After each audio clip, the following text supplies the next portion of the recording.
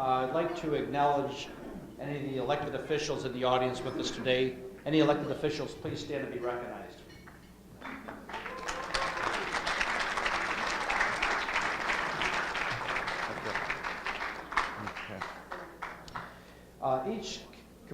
Each of our speakers will have 10 minutes, and then we're going to have this young lady here in the blue keep track of time.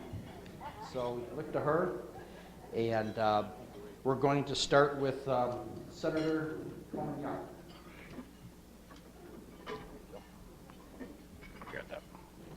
Well, hello, everybody. Hello, Southern Wayne County Regional Chamber.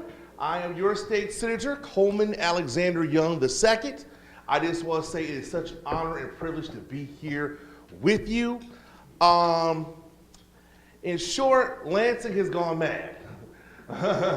This is probably one of the craziest, or ratchet, as the young kids like to say, experiences that I have been through in my lifetime. I mean, the fact that right now Detroit public school system is on the verge of bankruptcy.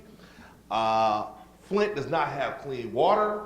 When you are living in a time where people cannot provide basic services such as clean water or school services in America, I think something is going terribly wrong.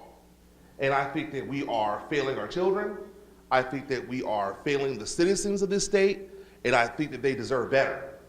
And that's why I'm so glad that we have organizations like this. One, because it reminds us why we are here, but also because it allows us to talk face to face with the people who elected us. It allows us to, it makes us recognize that it's not about us.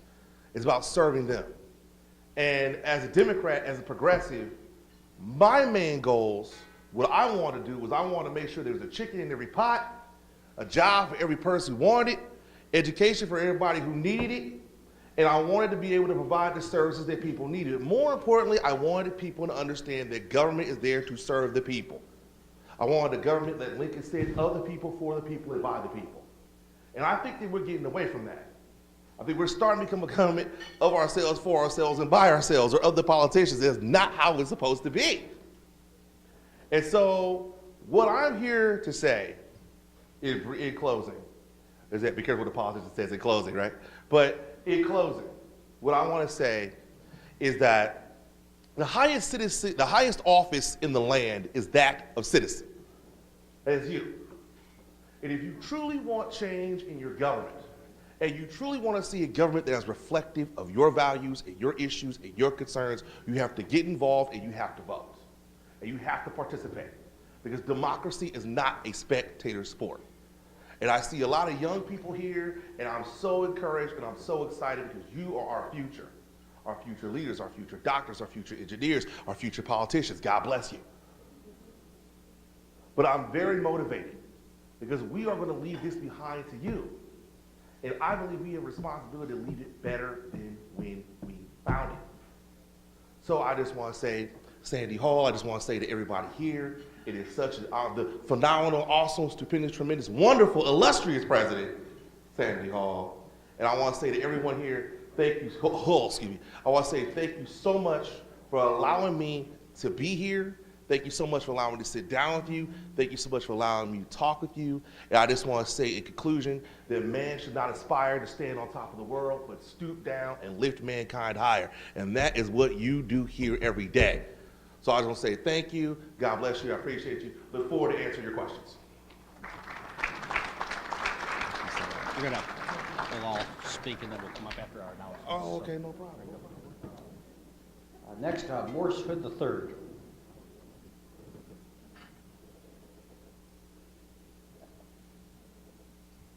Senator Hood.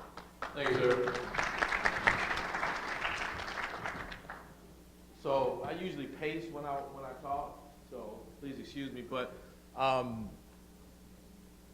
we have a lot of things going on in Lansing, and these things that are going on, just like this, as you look at it from a country standpoint, or United States standpoint, that we're at a period of time where history is going to be made.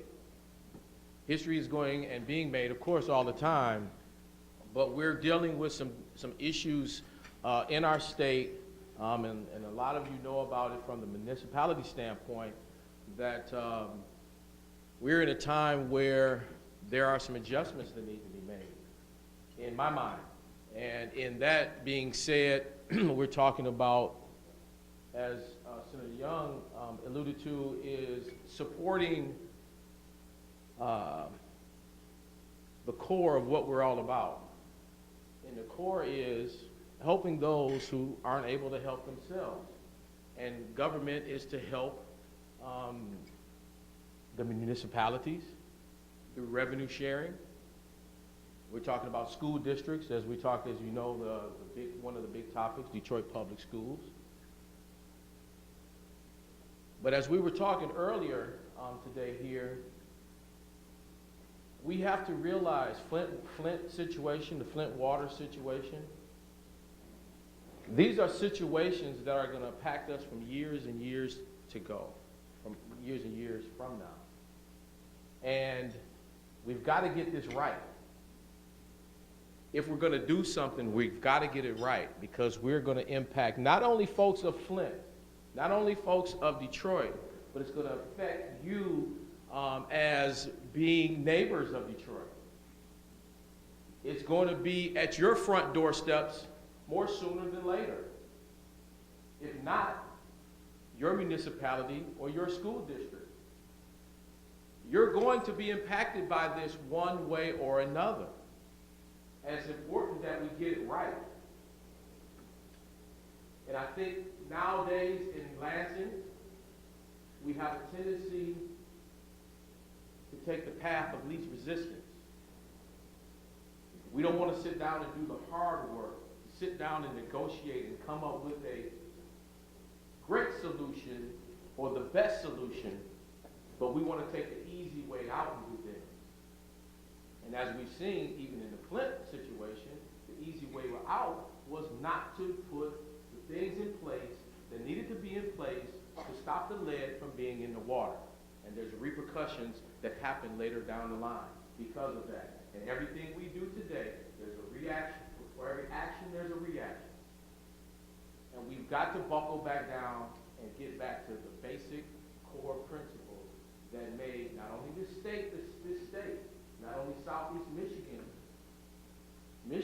or Southeast Michigan, but to get down to do those things. We're talking about higher education, as we're talking to the high schoolers from E-Course, higher education. If we don't provide a quality K-12 education, how can we provide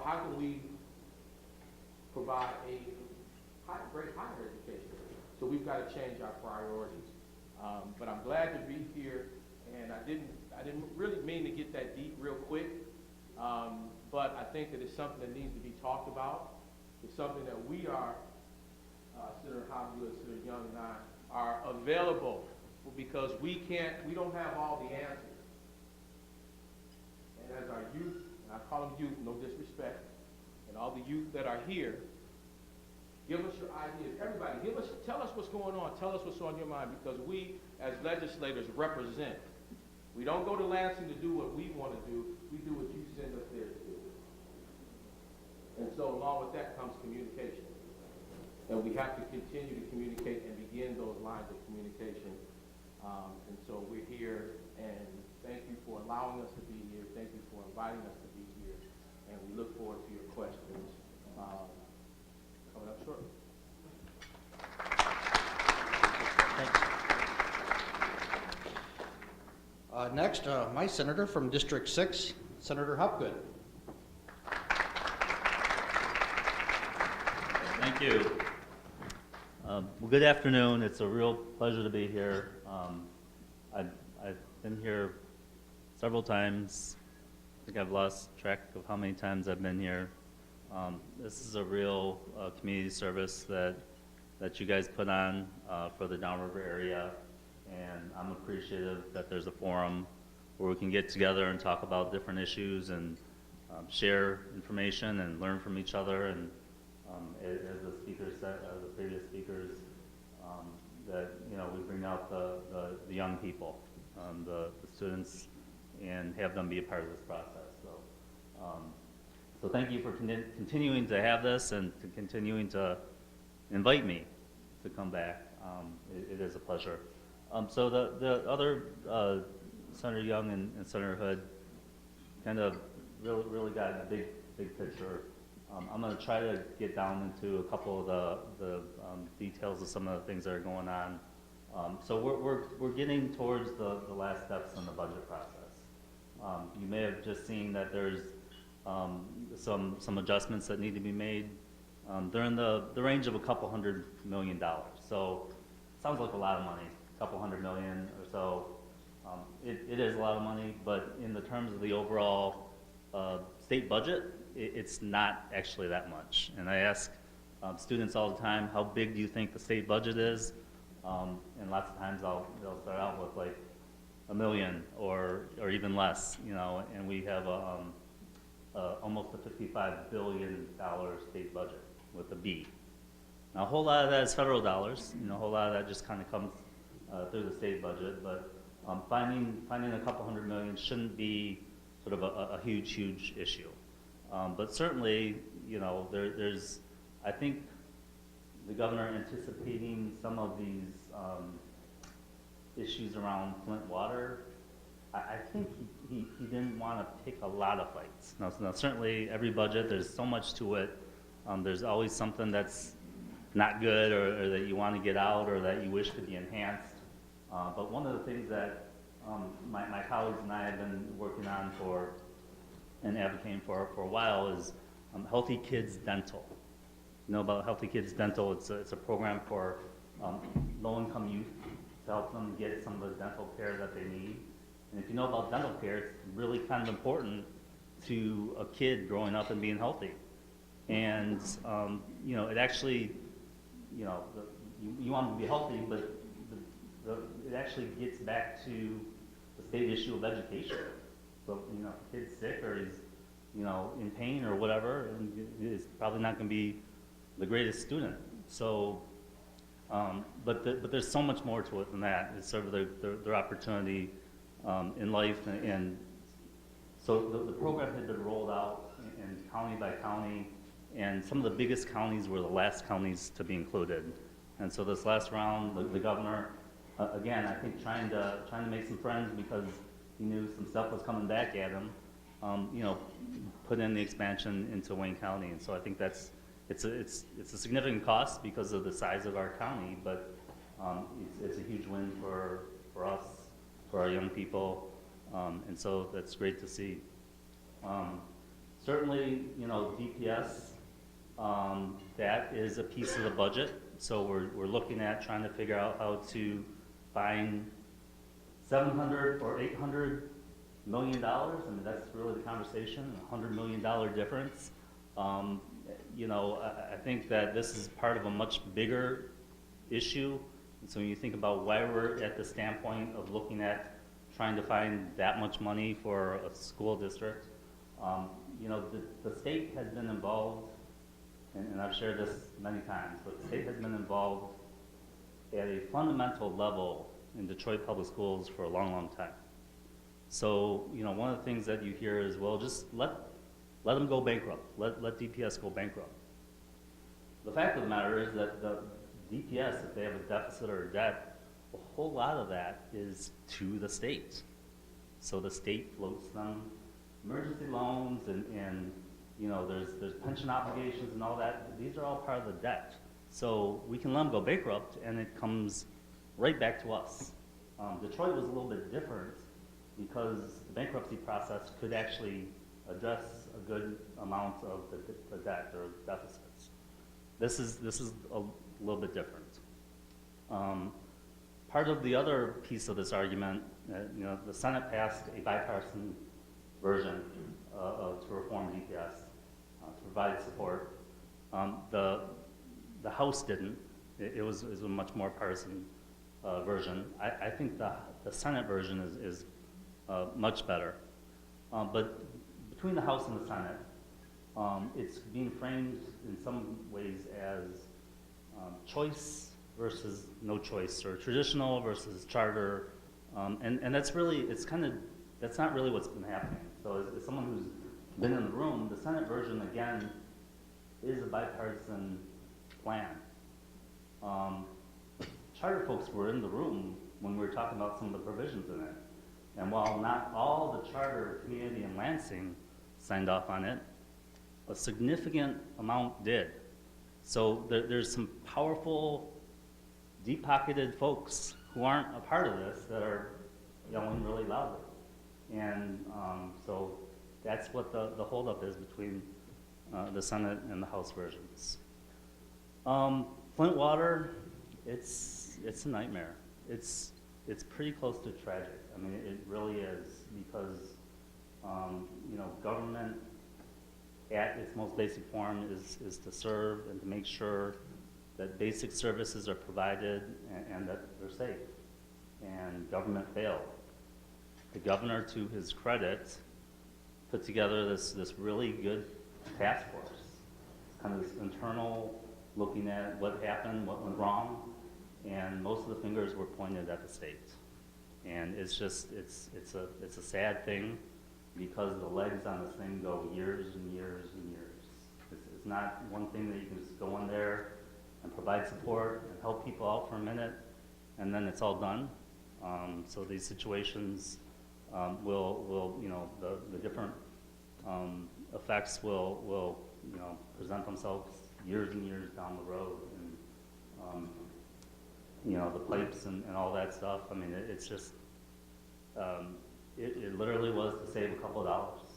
So the treatment that we're talking about for corrosion control is about $100 a day. $100 a day. Now there's other parts to it. There's other issues. They rushed through it. They turned the water on when it wasn't supposed to be turned on. All that stuff. But the actual corrosion control, the process of looking at how do you treat it, how do you make sure that it doesn't really affect the pipes.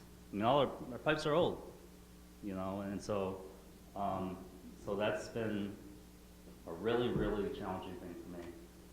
I'll end on energy. So tomorrow we think maybe we'll have an energy bill in committee, and we're still working on that. Now, energy isn't one of those really exciting things that you talk about, but it's really, really important. Who here doesn't use energy? I mean, you're using energy right now, right? I mean, the lights are on, and you probably like AC when it's really hot, and all those things. Businesses, yeah, depend on energy. So we're having a conversation about, with the backdrop of some federal regulations, to look at cleaning up emissions and things like that.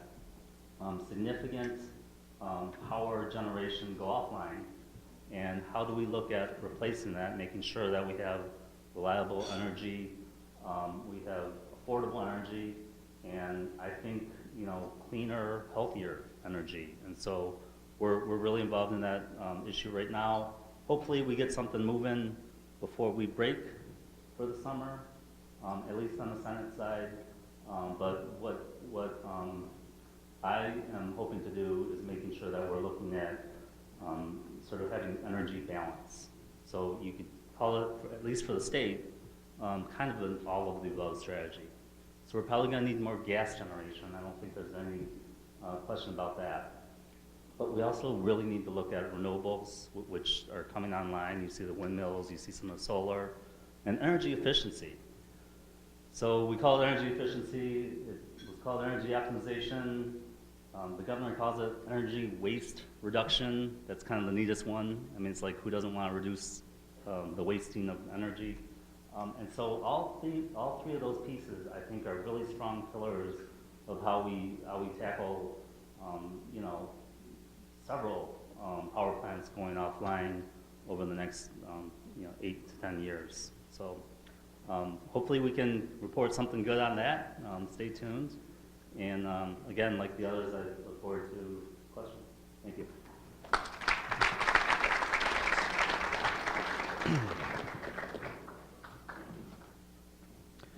Some brief announcements before our question and answer session begins. The after business hours will take place on Thursday, May 26th. The morning spark will take place on Thursday. That'll be on June 2nd. The annual Chamber Golf Scramble at Grosedale Country Club will take place on June 17th. The Alive at 5 networking will take place on Tuesday, June 21st. The Cruisin' Down River 2016 will take place Saturday, June 25th. The Evening Spark informal networking will take place on the first Tuesday of each month. The next is at Bellicoso Cafe in Wyandotte. The next legislative forum will again take place here at the Crystal Gardens. More information on that will be announced. And you're invited to join the Chamber on an adventure to Thailand and Hong Kong. And those dates are October 31st through November 8th. And for additional information on all these events, including sponsorships and times and other details, please access the Chamber website at swcrc.com.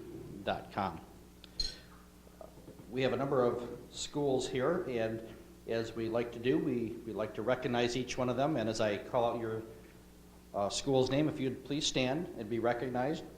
First, we have Asher High School, sponsored by SEMCA.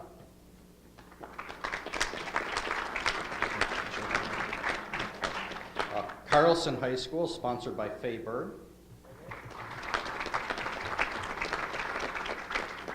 Ecorse High School, sponsored by Telegram Newspaper. And Gable Richard, sponsored by Market Insight. And as a reminder to our schools, if you stay afterwards, you'll have your pictures taken with all of our speakers today. Our first question for each one of our senators, and I guess we'll start with Senator Hopgood and go down the line. What do you feel are two of the most important challenges to your respective areas, and what are you doing to address them?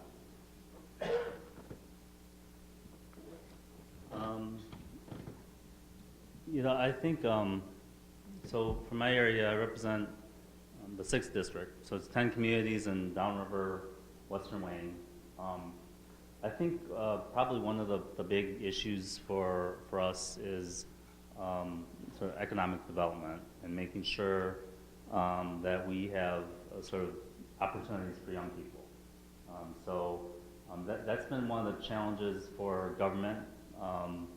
I think we've been looking at this recovery and it gets into autos and it's good to see because you see a lot of good news, but we're trying to figure that out. So one of the things that I think government can do is be partners in a lot of this.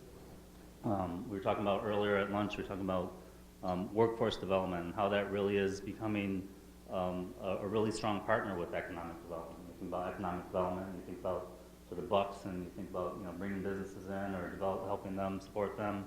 And really we've learned that, I think we knew this, but I think we're learning more and more about how important it is that human capital piece is developed and supported, and government really is a partner in all that. So whether it's looking at supporting community colleges or looking at universities or looking at how to support different kinds of programs and all of that, I think that's probably sort of a really critical piece that we try to do, that we try to promote. And so that it's kind of a broad answer. It's really something that we could spend a day on, literally. And so I think that's really important. One thing that has been sort of an interest for me and concern locally, as well as kind of on a broader scale, is think about our environment and how to make sure that our environment is protected and that our natural resources are available to us. So you think about that, you think about our water. Every year there's a guide that says how much fish you can eat out of the Great Lakes. And just let that sink in for a minute. How much fish you can eat out of the Great Lakes. And it's limited, and if you're sort of pregnant or if you're vulnerable, you're really not supposed to eat much at all. You can eat some if you're healthy and all that good stuff, but there's clear limits, and it really gets back to your health and your well-being and if you're a kid, your development. So I think that when we think about all the different challenges, the environment really is something that really jumps up for me. And some of it's long-term, but it's not just about trees, or it's not just about some nice animal out there.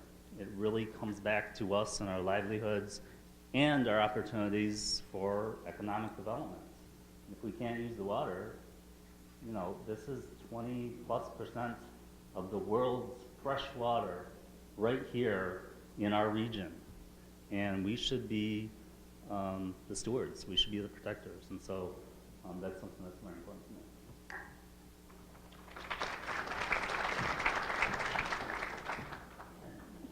Senator Hood, same question. What are the 2 areas of importance in your particular district that you feel are important and steps you're taking to address them? Well, Senator Young hit, Senator Hopgood hit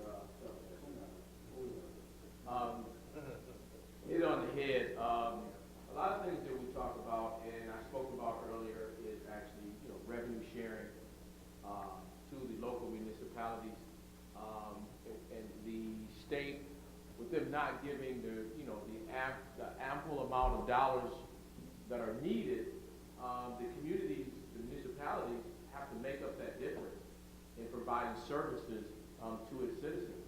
And that's one of the big pieces of what we see. We talked about, and you can talk about school dollars. We can talk about the, you know, in this area, we can talk about the Jefferson Avenue Bridge that the Wayne County Executive has been working on. Mayor Bowler, is he over there? Okay, well, Mayor Bowler out of River Rouge has been working on tirelessly trying to get that, because that's a gateway coming up Jefferson Avenue to E-course and moving on down the line of Jefferson Avenue. That's one of those big issues that we have to tackle and make sure, because the community and the businesses along Jefferson Avenue, all up and down Jefferson Avenue, are being hit hard because of that bridge not being there. But providing the services from schools to municipalities is one of the biggest issues that I think that we need to give municipalities what they need so that they can provide the services, be it from going from plowing snow to picking up garbage, to providing all types of services that they need. And I think that as a state, we have to continue and begin to even do it more, is fund those more in a holistic view of making sure that the dollars get to where they need to be.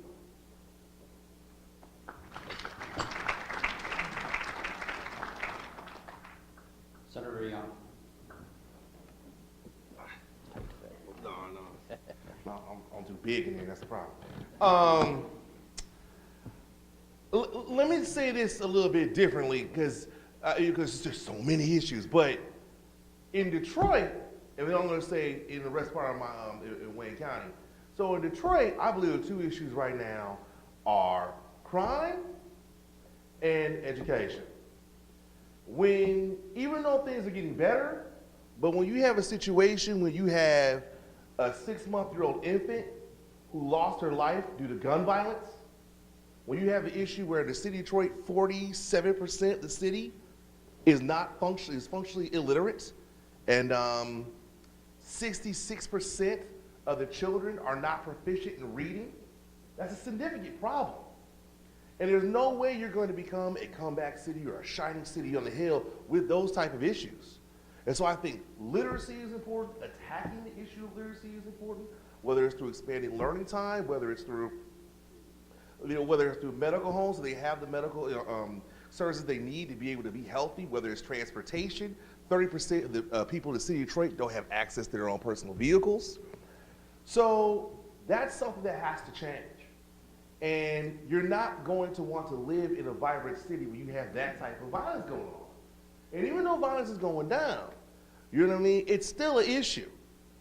And it's something that we're going to have to deal with. And that's why what Senator Hood was saying about revenue sharing is so important. Because that's money to your police, that's money to more firefighters being put out there in the world, being put out there to solve these problems of people who desperately need it.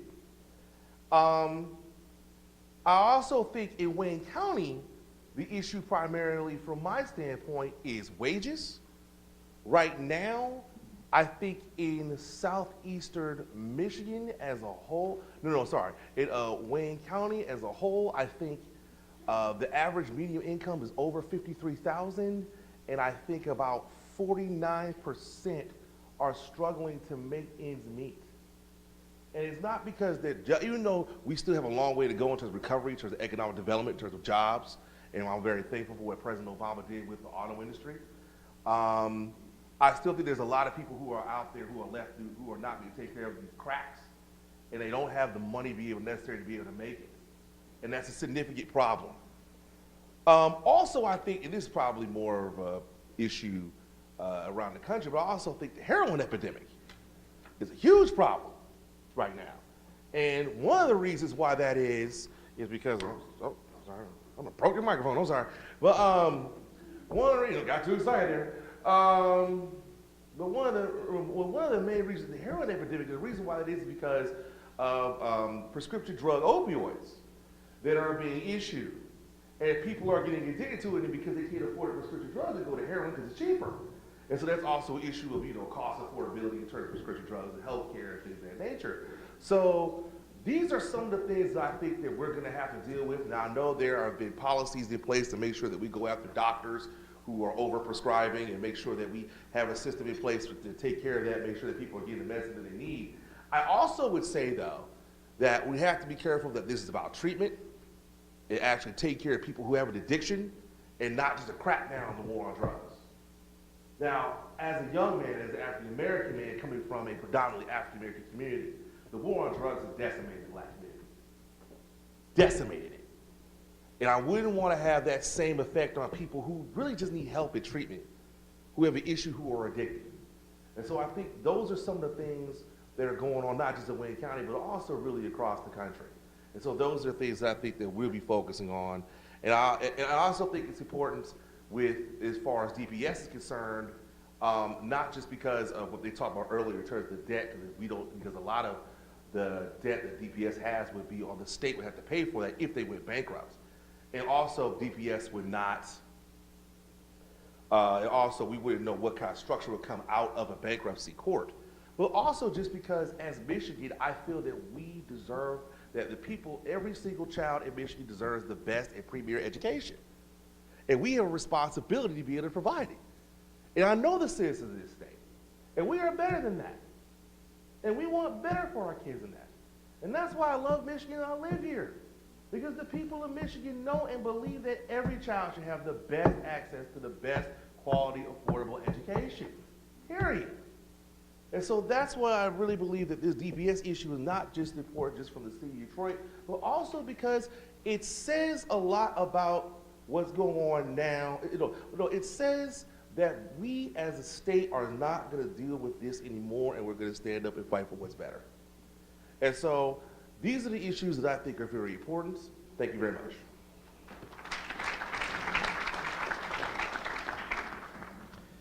Senator Hopgood, besides the Detroit Public School bailout, what is the legislature doing to help downriver and metro Detroit schools that funnel a lot of DPS students? And can metro area schools be